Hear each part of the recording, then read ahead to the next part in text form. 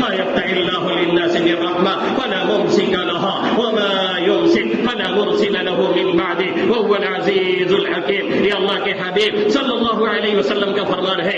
آقا نے فرمایا جس نے بدفعلی لی اس نے شرک کیا. صحابہ کرام نے پوچھا پھر اس کا کفارہ کیا ہوگا؟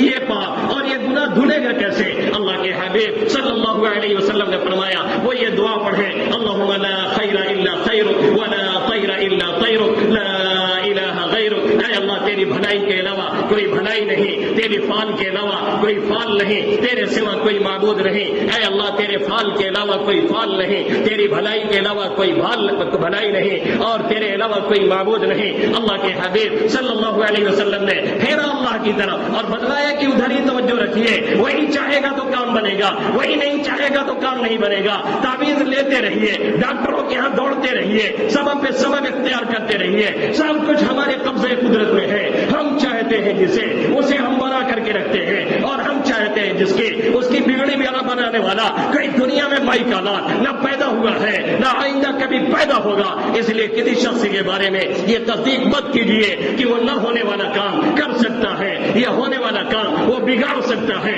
سب کچھ وہی کرتا ہے. یہ میرے نبی کا فرمان ہے.